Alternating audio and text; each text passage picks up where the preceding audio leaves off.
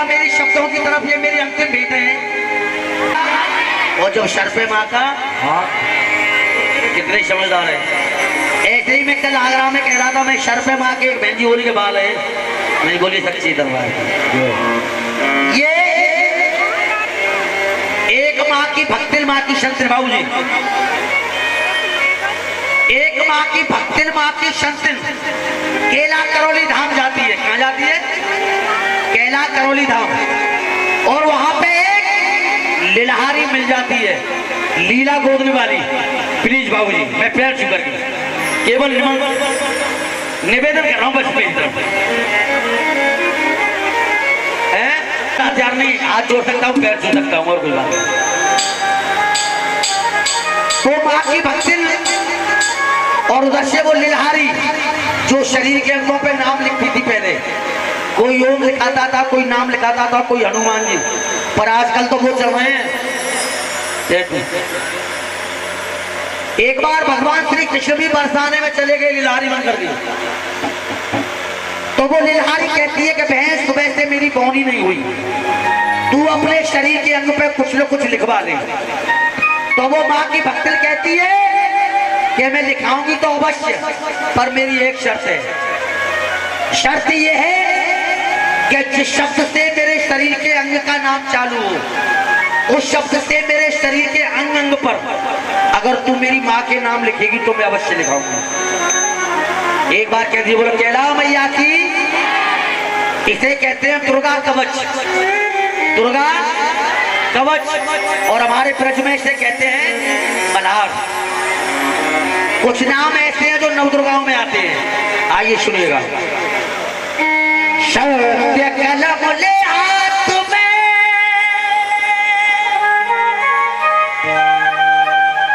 और कोई भर के धर्म दबा।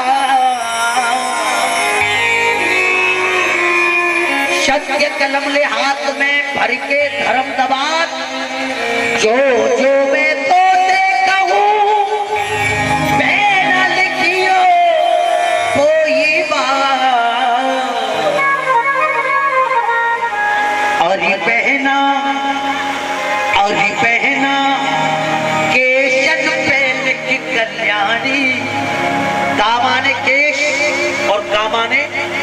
कल्याणी, मस्तक पे लिखी महारानी। मामा ने मस्तक और मामा ने, आइए किस तरह से लिखा रही है वो नाम। हाँ जी बाबू जी।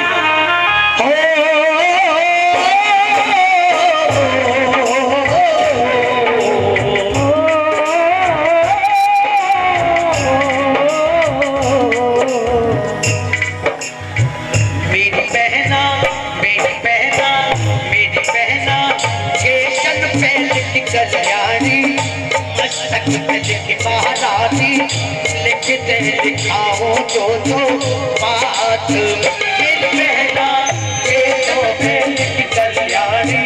मस्तक में महारानी लिखते लिखाओ जो जो बात।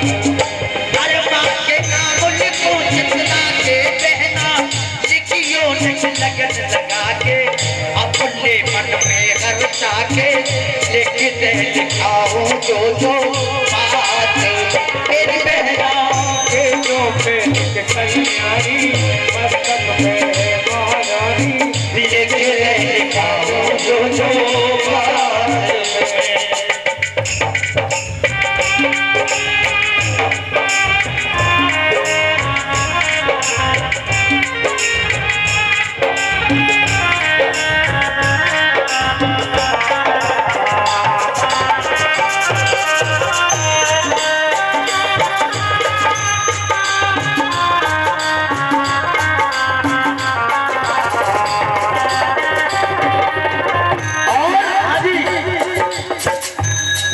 मस्तक के बाद में क्या आया है?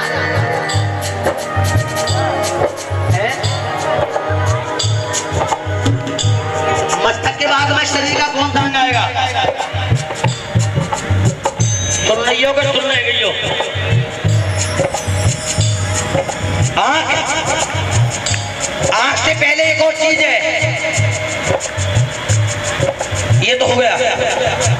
इसे हिंदी में कहते हैं भौएं, हिंदी में कहते हैं। अच्छा इंग्लिश में क्या कहते हैं? आईब्रो। अच्छा रीडिंग। अच्छा ये बताइए संस्कृत में क्या कहते हैं? लो हमारा भारत बहुत तरक्की कर चुका है, उन विदेशियों की भाषा मालूम है पर अपनी मातृभाषा किसी को नहीं मालूम। ये तो बच्चे हैं, अगर किसी बुजुर्ग से भी पूछूं शायद बताने में असमर्थ हो जाए। हाँ जी कौन बताएगा संस्कृत में क्या कहते हैं भौं को? भौं भौं भौं भौं। क्या बात है मेरे शेर, क्या बात है। भैया के नाम की ताली बजा दीजिए एक बार। इन्हें संस्कृत में कहते हैं प्रकृति। क्या कहते हैं? अगर तुम्हारी आज्ञा हो तो मैं आईब्रो वाली भाषा में 4 लाइनें कह दूं ब्रज की। ओडन के ओड बड़े, फ्लोडन के फ्लोड बड़े, फ्लोड मारे 4 होगी। ओडन के ओड बड़े, फ्लोडन के फ्लोड बड़े, गोडन के गोड बड़े, बाके बिहारी।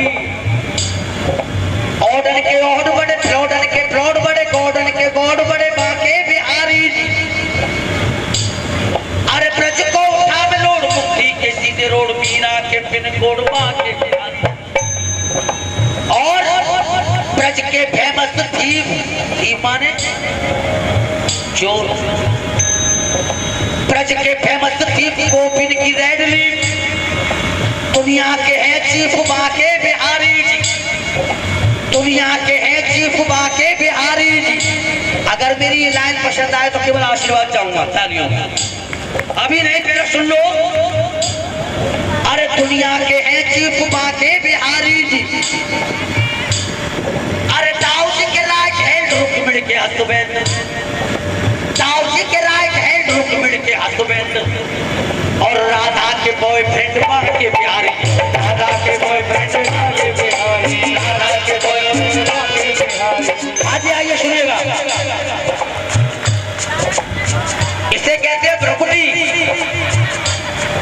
अरे प्रकृति पे पंचत लिख दे,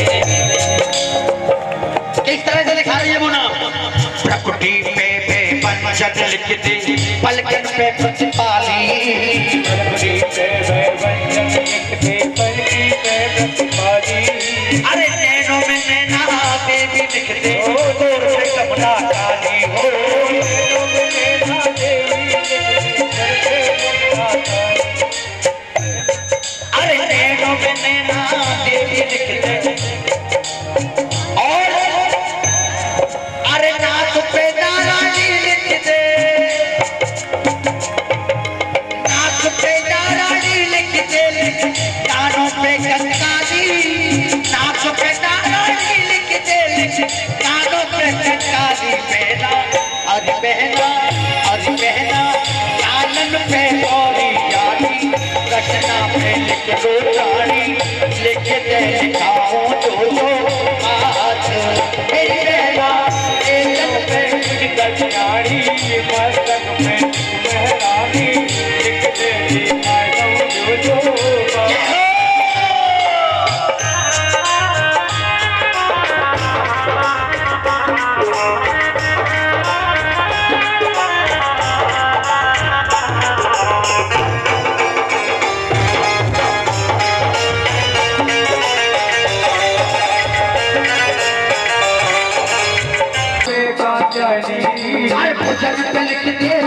भगवती अब वो चली भवानी हो, आज भवानी। अरे भजन पे लिख दे आज भगवती अब वो चली भवानी हो, लिख दे आज भगवती आज भवानी। और अरे भजन पे पुरुषार्थ लिख दे, अरे भजन पे पुरुषार्थ लिख दे, उंगली उमारानी, पहुंचल पे पुरुषार्थ लिख दे, उंगली उमारानी। अरे बहना, अरे बहना, नाभि पे नित्य कुमारी, कट पे लिख कन्या कुमारी, लिख के लिखाऊं जो बात। मेरी बहना तेरे कल्याणी,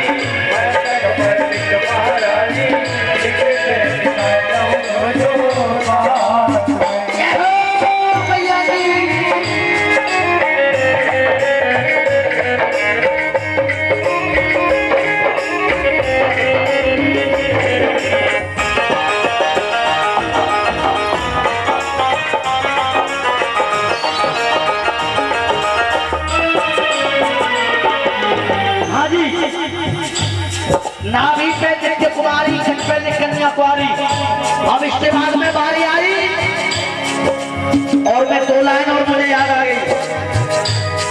ओ चल चल कर दे अलग कर दे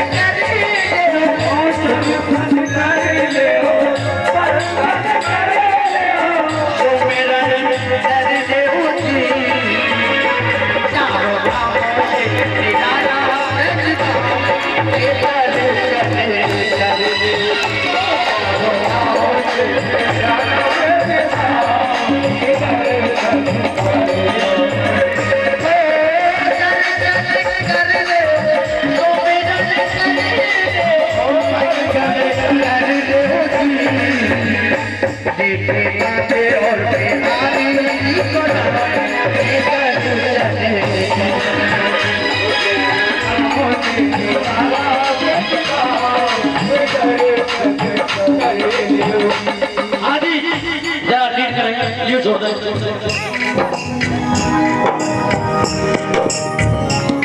नाभि पे नित्य कुमारी, तट पे कन्या कुमारी।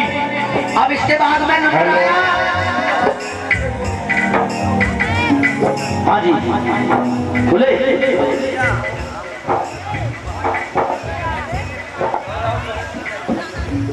हाँ जी सुनिएगा। अब नाभि के बाद में नंबर आया। अरे चाबों पे पे ज्वाला, बोलिए ज्वाला भैया की। अरे चाबों पे के ज्वाला, पीर पे पटवारी, चाबों पे ज्वाला, पीर पे पटवारी। अरे एरी पे एंडी मालिक, पंजे से माल रारी हो।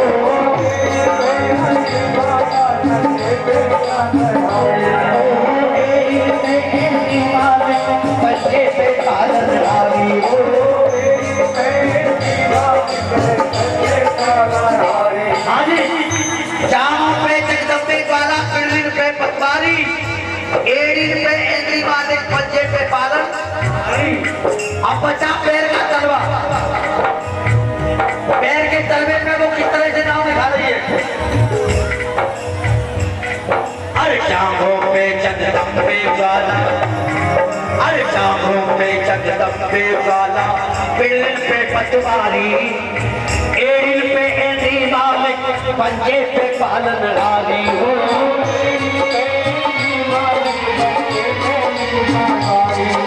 अरे एड़ी पे एड़ी मालिक, पंजे पे पालन हारी हो। एड़ी पे एड़ी मालिक, पंजे पे पालन हारी। अरे तलवे पे तीन लोग की, अरे तलवे पे तीन लोग की, चारे जग में तारी। तलवे पे तीन लोग की, चारे जग में तारी। हरी बहना, हरी बहना, कामे के कदम दिखाते, माते के सुनाते, लिख दे दिखाओ जो जो आज। मेरी बहना तेजन पे निकल जाई, अजमन पे निकल जाई, लिख दे दिखाओ जो जो आज। लिख दे दिखाओ जो जो आज, लिख दे दिखाओ जो जो आज, लिख दे दिखाओ जो जो।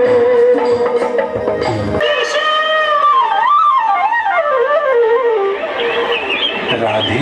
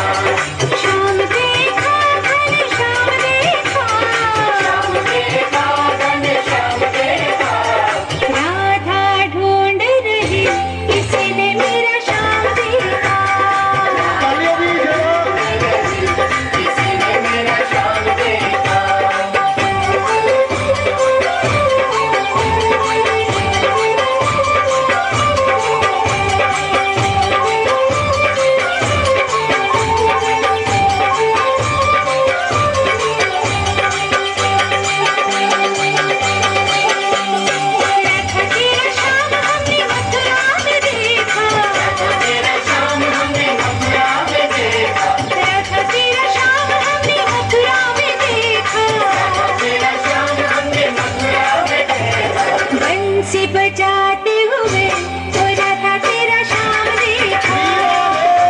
बजाते हुए वो राधा तेरा शाम देखा। राधा ढूंढ रही किसी ने मेरा शाम देखा। राधा ढूंढ रही किसी ने मेरा शाम देखा।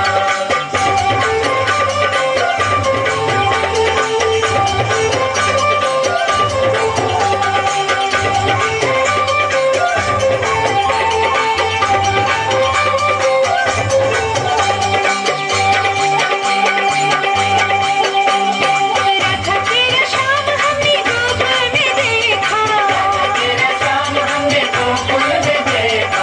राधा तेरा शाम हमने गोकुल में देखा। राधा तेरा शाम हमने गोकुल में देखा।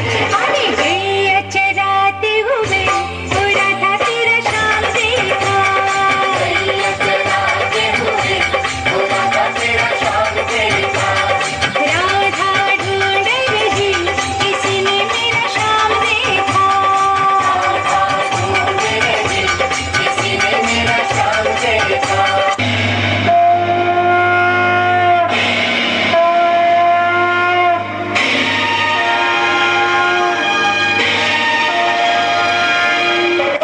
जन रस रास विलासी कौरव कालिंग कंस विनाशी हिम कर भानु कृषाण प्रकाशी सर्वभूत ही बसवैया की बोलो जय कन्हैया की।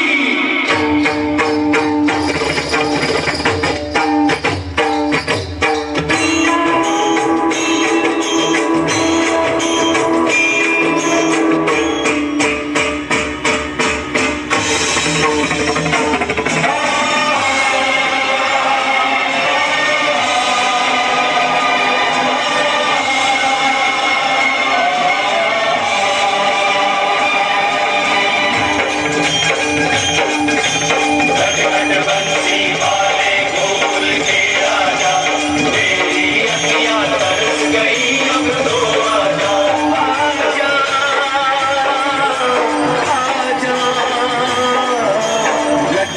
बंसी वाले गोकुल के राजा मेरी अखियां तरस गई अब तो आजा आजा।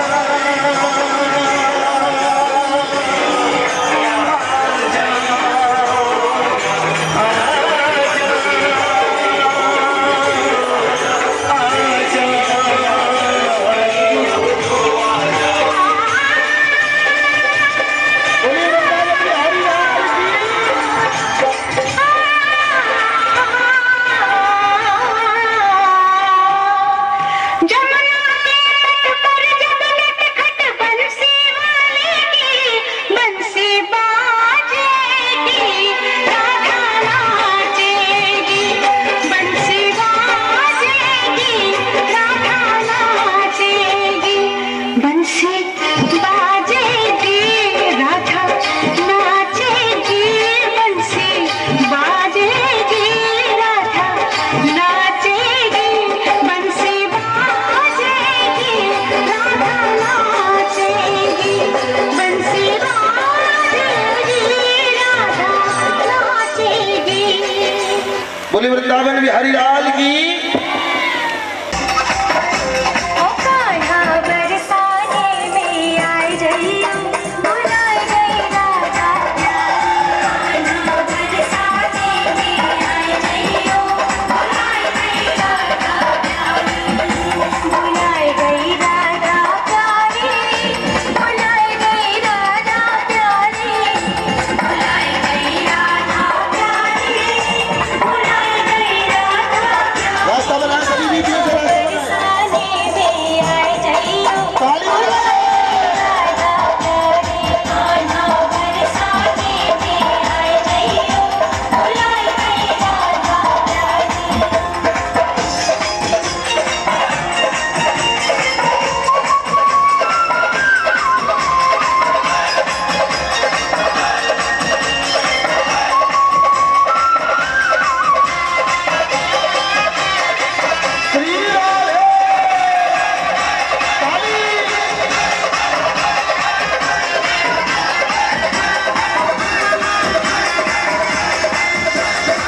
जब कन्हरी तो है भूख लगेगी, जब कन्हरी तो है भूख लगेगी, जब कन्हरी तो है भूख लगेगी, जब कन्हरी तो है भूख लगेगी। अरे माखन ओह माखन आह माखन मिश्री खाए जइयो बुलाए जइयो माना घर साथी भी आए जइयो बुलाए गई राधा प्यारी।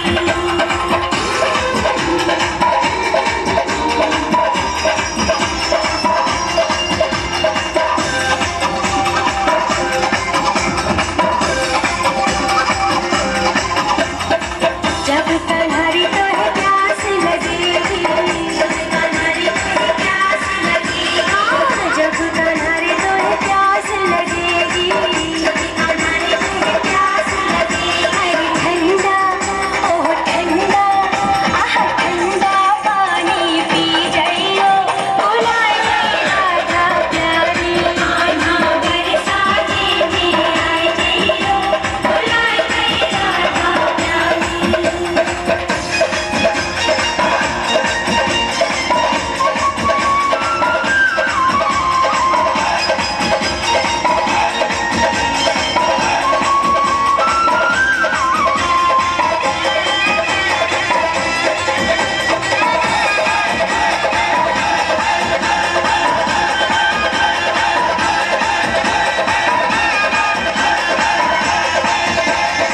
जब कन्हरी तो है ठंड लगेगी, जब कन्हरी तो है ठंड लगेगी, जब कन्हरी तो है ठंड लगेगी, जब कन्हरी तो है ठंड लगेगी। अरे काली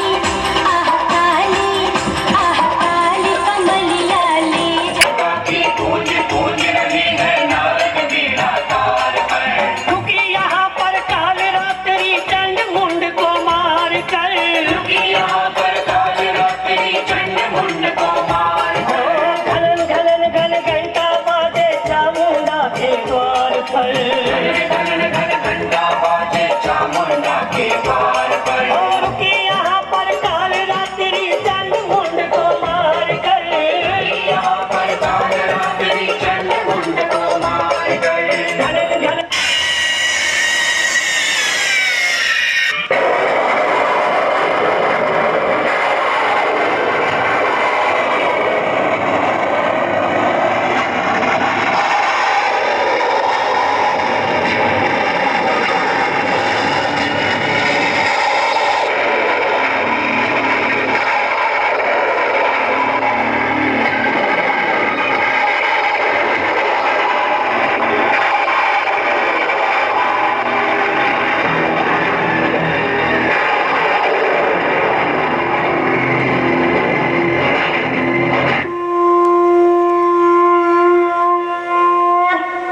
बोली काली मैया की।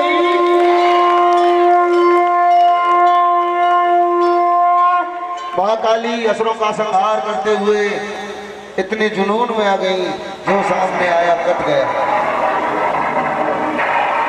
आइए सभी मैया का खप्पर भरे, और जिन्होंने जागरण कराया है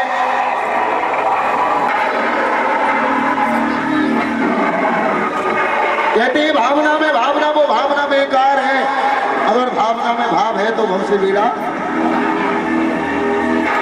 सभी मां काली के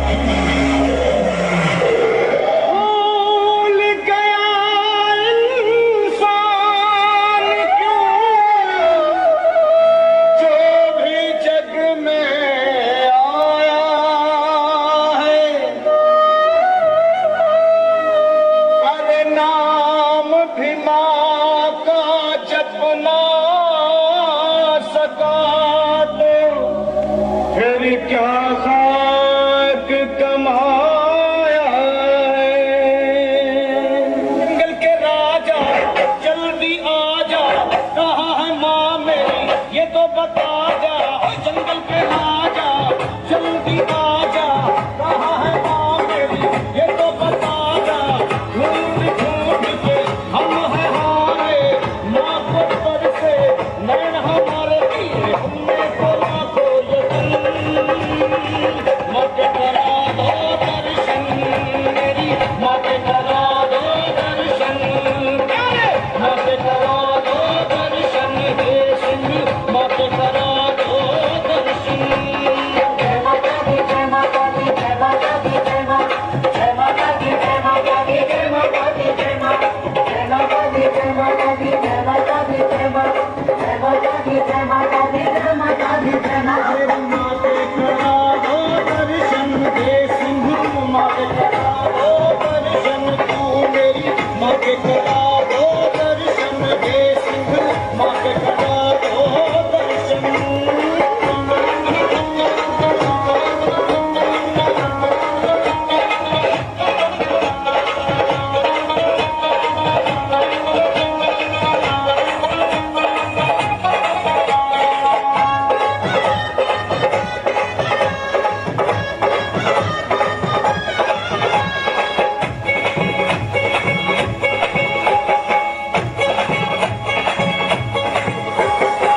माना हमने पाप किए हैं, पूजा की न कभी जाग किए हैं, पूजा की न कभी जाग किए हैं।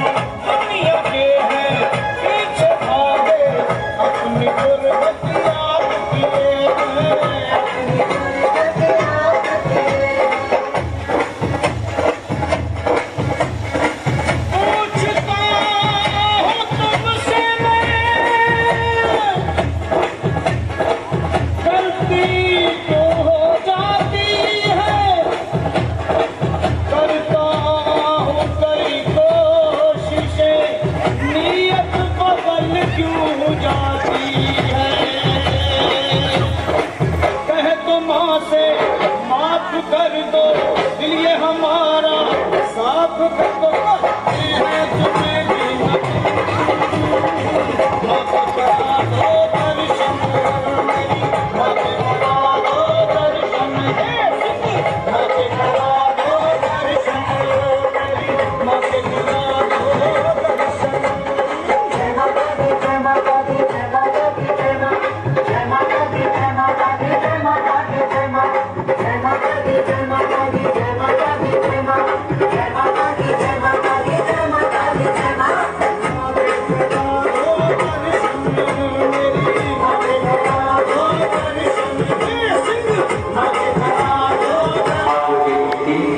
और माँ की शक्ति।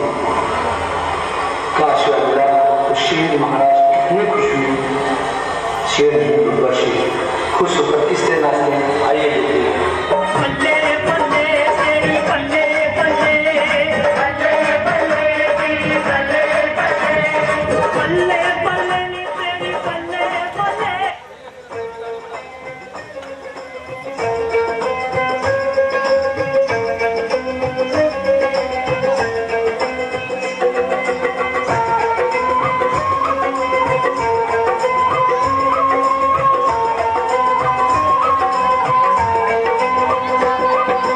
करो करो जी कन्या पूजन, करो करो जी, करो करो जी कन्या पूजन, करो करो जी, करो करो जी कन्या पूजन, करो करो जी, करो करो जी, करो करो जी कन्या पूजन, करो करो जी।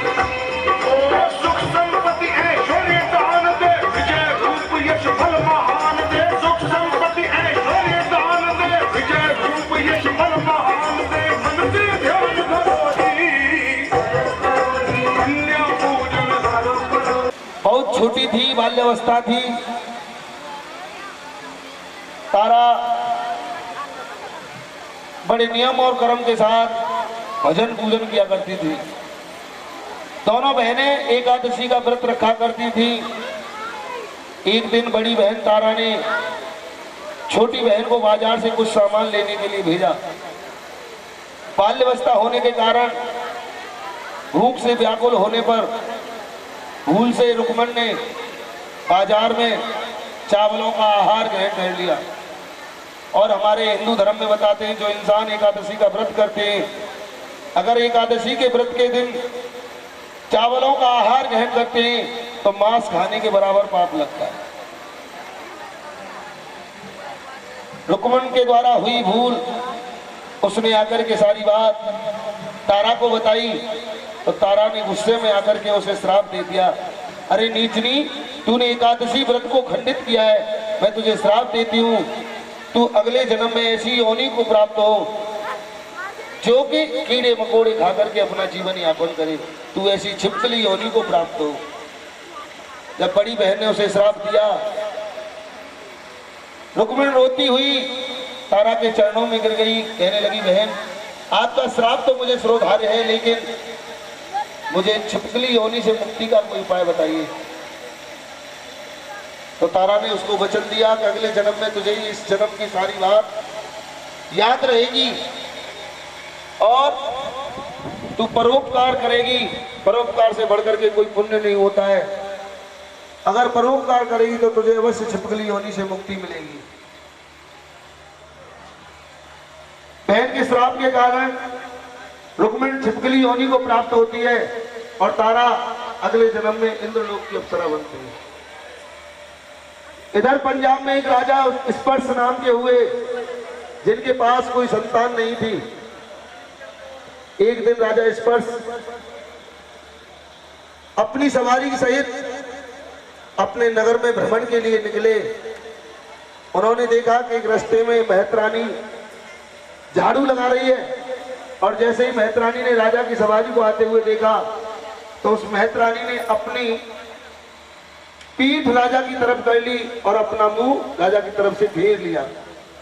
जब राजा ने यह देखा तो राजा के मन में गिलानी हुई, चिंता हुई कि इस महतरानी ने मेरी तरफ से मुंह क्यों फेरा है। उन्होंने अपने एक सैनिक को भेज करके दरबार में उस महतरानी को बुलवाया। तो महतरानी ने कहा, महाराज ऐसा बताते हैं कि भोर के समय में अगर कोई इंसान किसी निसंतान इंसान का मुंह देख लेता है तो उसको उस दिन भोजन तक नसीब नहीं होता है। जब उस महतरानी ने ऐसी बात कही, राजा के दिल में और चिंता होने लगी और अपने जीवन से गिलानी होने लगी कि मैं बड़ा अभागा हूं जो कि मेरी प्रजा मेरा मुंह तक देखने के लिए राजी नहीं है। उन्होंने अपने कुल गुरु ब्राह्मणों को बुला करके अपने दरबार में सभा एकत्रित की और सारी बात सभी के समक्ष रखी। विद्वान ब्राह्मण लोग कहने लगे, महाराज ये कोई बड़ी बात नहीं है, आप एक पुत्र यष्टि यज्ञ कराइए और जिससे अग्निदेव प्रसन्न होकर के आपको संतान प्राप्ति का अवश्य वरदान देंगे। तो राजा ने निमंत्रण पत्र का लेकर के अपने एक दूत को सभी ऋषि मुनियों के पास निमंत्रण देने के लिए भेजा। दूत निमंत्रण देता हुआ जब दुर्वासा ऋषि के पास आया, दुर्वासा ऋषि थोड़ा क्रोधी स्वभाव के ऋषि थे। उन्होंने कहा कि अगर इस यज्ञ में सभी ऋषि मुनि भाग लेंगे तो हम इस यज्ञ में भाग नहीं लेंगे। दूत ने ये बात जाकर के राजा स्पर्श को बताई और राजा ने अकेले दुर्वासा ऋषि के न आने और सभी ऋषि मुनियों के आने को उचित समझकर अपने यज्ञ को प्रारंभ करा दिया। जब दुर्वासा ऋषि ने देखा कि राजा ने तो मेरा अपमान किया है, मुझे इसका बदला लेना चाहिए, उन्होंने माया से एक बाज का रूप धारण किया और अपने पंजों में एक जहरीले सर्प को लेकर के वो राजा के यज्ञ की तरफ चल दिए। जहां जाकर के देखते हैं भंडार घर में खीर का प्रसाद तैयार था और मौका पाकर के दुर्वासा ऋषि उस जहरीले सर्प को उस खीर के कढ़ाई में छोड़ देते हैं। बोली सच्चे दरबार की। इस कृत्य को देखने वाला वहां कोई नहीं था, केवल अपनी बहन के श्राप पर बनी वो छिपकली एक दीवार से चिपकी हुई इस करतूत को देख रही थी। जैसे ही उसने ये देखा, अब उसके मन ही मन विचार उठने लगा कि मेरी बहन ने मुझसे कहा था अगर तू परोपकार करेगी तो तुझे अवश्य छिपकली योनि से मुक्ति मिलेगी। और आज मैं अगर अपने प्राणों की बलि दे करके इन सभी के प्राणों को बचाऊं, इससे बड़ा कोई परोपकार नहीं हो सकता। जैसे ही भंडारी लोग उस खीर के कढ़ाई के पास आए, उस छिपकली ने उस खीर के कढ़ाई में छलांग लगा दी। बोली सच्चे दरबार की। जब उस छिपकली ने उसमें छलांग लगाई तो सभी लोग उससे बड़ा भला कहने लगे, अरे नीचनी, तूने हमारे प्रसाद को विषयुक्त किया है, विषैला किया है, तूने बड़ा नीच कर्म किया है। लेकिन जब खीर के कढ़ाई को फैलाया गया तो उसमें उस सर्प की जो मांझ निकलती है, उसे देख करके सभी विद्वान लोग कहने लगे कि छिपकली ने अपने प्राणों की बलि दे करके हम सबके प्राण बचाए, इसने बड़ा नेक कर्म किया है। तो उन्होंने उसे वचन दिया कि तेरे पूर्व जन्म के श्राप की काली रेखाओं के कारण और जो हमने तुझसे बुरा भला कहा है उसके कारण तेरा लालन पालन तो नीच घराने में होगा, लेकिन जो तूने अपने प्राणों की बलि देकर के हम सबके प्राण बचाए, इससे तुझे 84 लाख योनियों में श्रेष्ठ योनि मनुष्य योनि प्राप्त होगी। जब राजा का यज्ञ संपूर्ण हो गया, उसके बाद उसके पूर्व जन्म की बहन जो तारा थी, दूसरे जन्म में इंद्रलोक की अप्सरा बनी, उसने फिर से राजा स्पर्श के घर बड़ी कन्या के रूप में जन्म लिया। और जो छिपकली थी उसने छोटी कन्या के रूप में जन्म लिया। राजा ने ब्राह्मणों को बुलवा करके अपनी कन्याओं का नामकरण संस्कार कराने लगे। ब्राह्मण कहने लगे, महाराज जो आपकी बड़ी कन्याएं, ये बड़ी असुष्य कन्याएं, बड़े भक्ति भाव वाली कन्याएं, लेकिन जो छोटी कन्या है ये आपके राज्य के लिए हानिकारक है, आप इसको मरवा दें। राजा कहने लगे, महाराज ना जाने मैंने पिछले जन्म में कैसे कर्म किए थे जिसके कारण मुझे संतान नहीं प्राप्त हुई, और बड़े दुखों के बाद ये संतान की प्राप्ति हुई है, और अब भी मैं इस कन्या को मरवा दूं तो इससे बड़ा कोई पाप नहीं हो सकता। कोई ऐसा उपाय बताइए जिससे कि ये कन्या मेरे राज्य से दूर हो जाए और इसका लालन पालन भी हो जाए। ब्राह्मणों ने कहा, महाराज एक लकड़ी का संदूक बनवाइए, हीरे मोती आदि से जड़वा करके उस कन्या को उसके अंदर रख करके किसी नदी में बहा दीजिए। धन के लालच में कोई इस संदूक को निकालेगा और जो इस संदूक को निकालेगा वही इस कन्या का लालन पालन करेगा। राजा ने लकड़ी का संदूक बनवा करके उस कन्या को उसके अंदर रखकर गंगा नदी में बहा दिया। संदूक बहता हुआ जब काशी के समीप आया, एक व्रत ब्राह्मण गंगा मैया में स्नान कर रहे थे। जल का बहाव तेज था, ब्राह्मण व्रत थे। जब ब्राह्मण की नजर उस संदूक पर पड़ी तो उनके दिल में लालच आ गया, लेकिन जल के बहाव के कारण वो संदूक तक नहीं पहुंच सकते थे। उन्होंने देखा कि गंगा मैया के किनारे शमशान घाट पर एक कालू नाम का हरिजन पहरा लगा रहा है। उन्होंने उस हरिजन को आवाज लगाई और वो संदूक दिखाया। ब्राह्मण कहने लगे कि संदूक पर पहले नजर मेरी पड़ी है, जो इसके ऊपर जो धन माल है ये सब मेरा होगा। अब उस हरिजन के दिल में भी लालच आ गया कि जब इस संदूक पर इतना धन बाहर लगा हुआ है, न जाने इसके अंदर भी धन जरूर होगा। वो हरिजन गंगा मैया में छलांग लगा करके उस संदूक को बाहर लेकर के आता है। ब्राह्मण ऊपरी धन दौलत को ले जाते हैं और जब वो हरिजन उस संदूक को खोलता है तो उसमें वो सुंदर कन्या निकलती है। बोली सच्चे दरबार की। बताया गया है कि उस हरिजन के पास कोई संतान नहीं थी। जैसे ही उस कन्या को देखता है, खुशी से उस कन्या को अपने सीने से लगा लेता है और अपने घर की तरफ दौड़ने लगता है। जाकर के उस कन्या को अपनी पत्नी की गोद में डाल देता है। उसकी पत्नी खुशी से उस कन्या को अपने आंचल से लगाती है और मां भगवती की कृपा से उसकी पत्नी के स्तनों से दूध की धार निकलने लगी। बोली सच्चे दरबार की। इधर तारा जब शादी के योग्य हुई तो तारा की शादी अयोध्या के प्रतापी राजा हरिश्चंद्र के साथ हुई। और कुछ समय के बाद जब रुक्को शादी के योग्य हुई तो रुक्को की शादी भी अयोध्या में वो हरिजन अपने सजाती युवक के साथ कर देता है। रुक्को की सास महलों में झाड़ू पोछा का कार्य करने के लिए जाया करती थी। एक दिन अचानक से सास को बीमार पड़ जाने के कारण रुक्को महलों में झाड़ू लगाने के लिए गई और तारा रानी महल की छत पर घूम रही हैं। उन्होंने देखा कि उनके पूर्व जन्म की बहन आज उनके महलों में झाड़ू लगा रही है। तो तारा रानी ने उसे बहन कहकर के आवाज लगाई। जब बहन कहकर के उसको बुलाया तो रुक्को आश्चर्य से देखने लगी कि इन महलों में मुझे बहन कहने वाला कौन है। रानी ने दोबारा से आवाज दी। रुक्को हाथ जोड़ करके खड़ी हो गई, कहने लगी, महारानी, मैं एक नीच जाति की महत रानी और आप अयोध्या जैसे नगर की महारानी, मैं आपकी बहन कैसे हो सकती हूँ। तारा रानी महल की छत से नीचे उतर करके आती है, रुक्को को अपने पास बिठाती हैं और उसे पूर्व जन्म की सारी बात बताने लगी।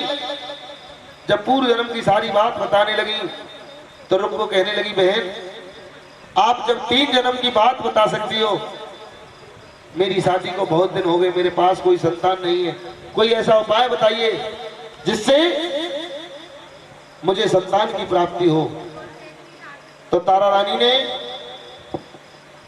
रुक्को से कहा, तुम मैया के नाम का भजन कीर्तन व्रत नियम और कर्म के साथ करना, मां भगवती तेरी सोनी गोद अवश्य भर देंगी। आवेश में आकर के रुक्को ने तारा रानी को वचन दे दिया कि अगर मैया ने मेरी गोद भर दी तो मैं मैया के नाम का जागरण कराऊंगी। कुछ समय के बाद मां भगवती ने रुक्को की गोद एक पुत्र से भर दी। बोली सच्चे दरबार की।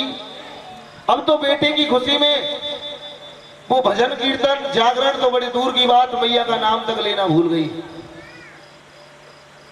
जब उसका पुत्र 5 वर्ष का हो गया तो मां भगवती ने अपनी छोटी बहन मां शीतला को आदेश दिया और शीतला मैया रुक्को के पुत्र ये सर पे सवार हो गई। बोली सच्चे दरबार की।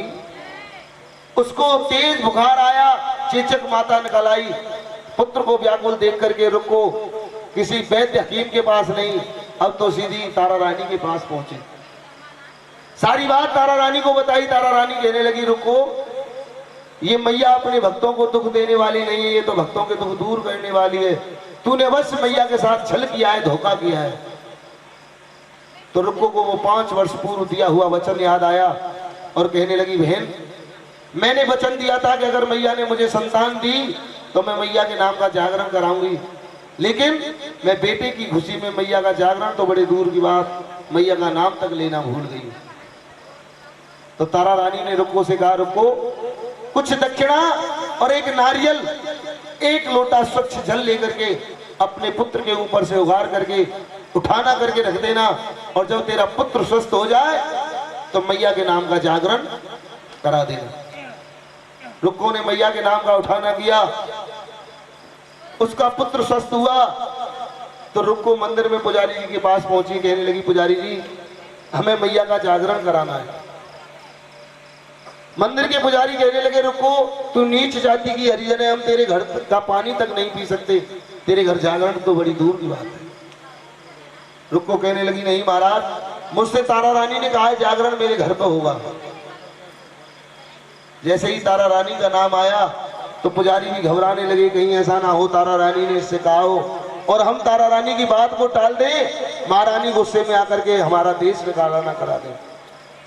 तो पुजारी कहने लगे, रुको, तेरे घर जागरण तो होगा और जागरण करने के लिए भी हम आएंगे, लेकिन उसमें एक शर्त होगी, अगर तारा रानी तेरे घर जागरण सुनने के लिए आएंगी तो हम तेरे घर जागरण अवश्य करेंगे। रुक्को ने ये बात जाकर के तारा रानी से कही और तारा रानी ने रुक्को को वचन दे दिया कि मैं तेरे घर जागरण सुनने के लिए जरूर आऊंगी। इस बात को राजा हरिश्चंद्र का एक सैनिक सुन लेता है और वो जाकर के राजा हरिश्चंद्र को बता देता है। राजा हरिश्चंद्र अपनी उंगली को काट लेते हैं, उसमें नमक लगा लेते हैं। शाम का वक्त हुआ, तारा रानी से कहने लगी, रानी हमारी उंगली शिकार खेलते वक्त कट गई है और इसमें बहुत दर्द हो रहा है, हम तुम्हारे आज महलों का पहरा लगाएंगे। तारा रानी को मालूम हो गया किसी ने महाराज को ये बात बता दी। रात्रि बढ़ने लगी, तारा रानी के दिल की धड़कन बढ़ रही कि मैया अगर मैं आज रुक्को के घर जागरण में नहीं गई तो कलयुग का भक्त कभी माँ तेरी भक्ति पर और तेरे भक्तों पर विश्वास नहीं करेगा। सभी ये कहेंगे कि मैया के यहाँ तो नीच ऊंच जात पात का भेदभाव है। तो माँ भगवती ने कुंभकर्ण की पत्नी निद्रा देवी और पवन देव को आदेश दिया। पवन देव ने मन सुगंध हवा का झोंका छोड़ा और निद्रा देवी राजा हरिश्चंद्र के सर पे सवार हो गई। बोली सच्चे दरबार की। जैसे ही राजा हरिश्चंद्र को नींद आई, तारा रानी मौका पा करके महलों से रुक्को के घर जागरण में पहुंच जाती हैं। सारी रात जागरण हुआ, भोर का समय हुआ, राजा हरिश्चंद्र की नींद खुली। उन्होंने देखा कि रानी महलों से गायब है। अब तो राजा हरिश्चंद्र रुक्को के घर पहुंच जाते हैं। जाकर के देखते हैं कि जागरण संपूर्ण हो चुका है, मैया का भोग लगाया जा रहा है। और रुक्को के घर मैया के भोग में मैया की भेंट के रूप में एक बकरे की बलि दी गई। उस बकरे के छोटे छोटे टुकड़े करके भक्तों को प्रसाद के रूप में वितरित किया जा रहा है। जब तारा रानी को प्रसाद मिला तो उसमें उस बकरे का सर आता है। सभी लोग कहने लगे महारानी ने प्रसाद ग्रहण नहीं किया, हम प्रसाद नहीं खाएंगे। महारानी कहने लगी ये मैंने राजा के लिए लिया है प्रसाद, मुझे दोबारा से दीजिए। लेकिन उनके दिल में भी एक ही बात चल रही थी कि कहीं महाराज जग न जाएं और महाराज के जगने से पहले मैं कैसे भी महलों में पहुंचूं। रानी दोबारा से प्रसाद लेकर के जैसे ही जल्दी से रुक्को के घर से बाहर निकलती, राजा हरिश्चंद्र रास्ते में तारा रानी को रोक लेते, कहने लगे तारा तूने आज हमारे कुल को दाग लगा दिया। तू अयोध्या जैसे नगर की महारानी होते हुए एक नीच जाति की हरिजन के घर जागरण सुनने के लिए आई और जागरण सुनने के बाद ये मांस लेकर के तू महलों में जा रही है।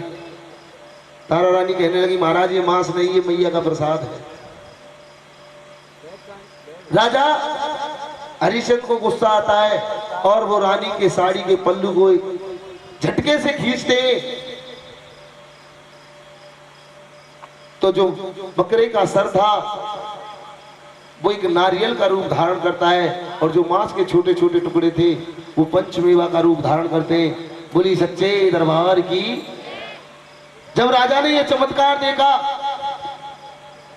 तो राजा कहने लगे रानी मैं ये क्या देख रहा हूं, तू मेरी आंखों के सामने ये मांस लेकर के आई है। तारा रानी कहने लगी महाराज ये मैया की कृपा है, माँ सदा अपने भक्तों की बात बनाती है, कभी अपने भक्तों की बातों को बिगाड़ती है। राजा कहने लगे अच्छा अगर तेरी माँ इतनी सच्ची है, तेरी भक्ति में इतनी शक्ति है तो मैं तेरी मैया के दर्शन करना चाहता हूँ। तारा रानी ने कहा महाराज मैया के दर्शन करना कोई ऐसे ही थोड़ी नहीं है, माँ न जाने प्रसन्न हो न हो। लेकिन राजा जिद करने लगे तो तारा रानी ने कहा महाराज महलों में मैया का जागरण होना चाहिए। महलों में मैया के नाम का जागरण हुआ। भोर का समय हुआ, जैसे ही मैया के भोग की बात आई तो तारा रानी कहने लगी महाराज आपको अपने परिवार में जो सबसे प्रिय है उसकी बलि देनी होगी। राजा हरिश्चंद्र कहने लगे मुझे अपने परिवार में प्रिय अपना इकलौता पुत्र रोहतास और जिस घोड़े पर सवारी करता हूं वो मेरा घोड़ा। रानी ने कहा महाराज उन दोनों की बलि देनी होगी। राजा हरिश्चंद्र ने तलवार ली और अपने बेटे के सर को धड़ से अलग कर दिया और उस घोड़े के सर को भी धड़ से अलग कर दिया। बोली सच्चे दरबार की। रानी कहने लगी महाराज इनके छोटे छोटे टुकड़े करके 5 थाल प्रसाद के तैयार कीजिए। 5 थालों में प्रसाद लगाया गया। राजा हरिश्चंद्र कहने लगे रानी मैया का भोग लगाओ। तारा रानी कहने लगी नहीं महाराज जब तक परिवार के सभी सदस्य दरबार में मौजूद नहीं होंगे मैया का भोग नहीं लगेगा। राजा हरिश्चंद्र कहने लगे वो हमारे परिवार में है कौन? पुत्र रोहतास था जिसको मैंने अपने हाथों से काट दिया, अब तो परिवार में हम और तुम ही तो हैं। रानी कहने लगी नहीं महाराज जब तक पुत्र रोहतास भी दरबार में मौजूद नहीं होगा मैया का भोग नहीं लगेगा। जैसे ही रानी ने ऐसी बात कही, राजा हरिश्चंद्र के नेत्रों से आंसुओं की धार बहने लगी। रानी, जिस बेटे को मैंने अपने हाथों से काट दिया, भला वो कैसे जिंदा हो सकता है? तारा रानी कहने लगी, महाराज रोने की कोई बात नहीं है, एक बार अपने बेटे को आवाज तो लगाइए। राजा हरिश्चंद्र अपने बेटे को आवाज लगाने लगे और पुत्र रोहतास दौड़ता हुआ राजा हरिश्चंद्र की गोद में आकर के बैठ जाता है और जो घोड़ा था वो राजा हरिश्चंद्र के तलवों को चाटने लगा। बोली सच्चे दरबार की। जब राजा ने ये चमत्कार देखा तो पुत्र रोहतास के सर पे हाथ फेरते हुए कहने लगे, बेटा मैंने तुझे अपने हाथों से काटा तो तू जिंदा कैसे हो गया? रोहतास कहने लगा, पिताजी मुझे किसी ने नहीं काटा, मैं तो माँ भगवती की गोद में खेल रहा था, जो साक्षात सिंह पे सवार आज हमारे महलों में विराजमान है। राजा हरिश्चंद्र, तारा रानी, पुत्र रोहतास तीनों जाकर के मैया के दर्शन करते हैं। मैया तारा रानी से कहने लगी, तारा मैं तेरी भक्ति से प्रसन्न हूं, तू आज जो कुछ मुझसे मांगना चाहती है मांग ले। तारा रानी कहने लगी, मैया आपका दिया हुआ सब कुछ है मेरे पास, राजपाट है, धन दौलत है, संतान है, मुझे क्या चाहिए? लेकिन आपसे मैं एक ही विनती करूंगी, कलयुग में ऐसा कोई भक्त नहीं होगा जो तुम्हें अपने बेटे की बलि दे दे, आपको अपनी भेंट बदलनी होगी। तो मैया ने तारा को वचन दिया कि जो इंसान मुझे नारियल की भेंट चढ़ाएगा मैं उसको भी स्वीकार करूंगी, और जो गरीब मेरा भक्त एक लौंग के जोड़े की मुझको भेंट चढ़ाएगा मैं उसको भी भाव से स्वीकार करूंगी। और तारा, कलयुग में जब भी मेरे नाम का गुणगान होगा, जितने भी वैष्णव पंथ के जागरण, अगर तेरे नाम की कथा कहीं व सुनी नहीं गई, मैं उस जागरण को भी नहीं मंजूर करूंगी। ये वचन देकर के बाद अंतर ध्यान हो गई। इधर राजा हरिश्चंद्र हाथ जोड़ करके तारा के सामने खड़े हो गए, कहने लगे, तारा तेरी माँ सच्ची है, तेरी भक्ति में शक्ति है, तू जीत गई, मैं हार गया, तू जो कुछ मुझसे मांगना चाहती है मांग ले। तारा रानी कहने लगी, महाराज मुझे क्या चाहिए? ऐसा है, लेकिन कलयुग का इंसान इतना चतुर इंसान होगा जो कभी माँ की भक्ति और भक्तों पर विश्वास नहीं करेगा। आप एक भवन का निर्माण कराइए जिससे कि मैया के नाम की पूजा होती रहे। बताते हैं जो कलकत्ते में काली का मंदिर है, सर्वप्रथम निर्माण राजा हरिश्चंद्र ने कराया, और आज तारा रानी की कथा को हम यही विराम देते हैं, क्योंकि कथा कभी समाप्त नहीं होती है। एक बार सभी भक्त दोनों हाथ खड़े करके जयकार लगाएं, बोली सच्चे दरबार की। और जिन भक्तों के हाथों में चावल है वो मैया के चरणों में रखें।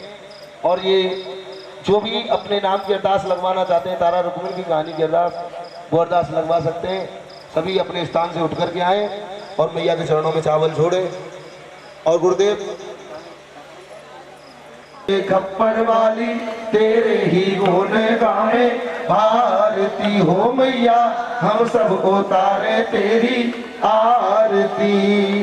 तेरे जगत के भक्त जनों पर भीड़ पड़ी है भारी, मैया भीड़ पड़ी है भारी, दानव दल पर टूट पड़ो माँ, दानव दल पर टूट पड़ो माँ, करके सिंह सवारी 100 सिंहों से है बलशाली, अष्ट भुजाओं वाली दुष्टों को तू ही ललकारती हो मैया हम सब उतारे तेरी आरती। नहीं मांगते धन और दौलत, ना चांदी ना सोना, ना चांदी ना सोना, हम तो मांगे तेरे चरणों में, हम तो मांगे तेरे चरणों में एक छोटा सा कोना, सबकी बिगड़ी बनाने वाली, लाज बचाने वाली, सखियों के सत्य को सवारती हो मैया हम सब उतारे तेरी आरती। माँ बेटे का है इस जग में बड़ा ही निर्मल नाता, मैया बड़ा ही निर्मल नाता, पूत कपूत सुने हैं परना, पूत कपूत सुने हैं परना, माता सुने खुमाता सब पे करुणा बरसाने वाली, अमृत बरसाने वाली, दुखियों के टुकड़े बारती हो मैया हम सब उतारे तेरी आरती। घनन घनन घन होए गगन में ऊंची ध्वजा सवन में, मैया ऊंची ध्वजा सवन में, मैया ऊंची ध्वजा सवन में, चौमुख दिवल जरे आंगन में, चौमुख दिवल चले आंगन में होए बनौती मन में मैया, चांदी के चौका वाली, सोने के छत्तर वाली, भारी से भारी संकट तारती हो मैया। हम सब उतारे तेरी आरती। चरण शरण में खड़े हैं सेवक, ले पूजा की थाली, मैया ले पूजा की थाली, मैया ले पूजा की थाली। भरत हस्त मेरे सर पे रख दो, अपने हस्त मेरे सर पे रख दो। संकट हरने वाली भर दो, अमृत रस की माँ प्याली।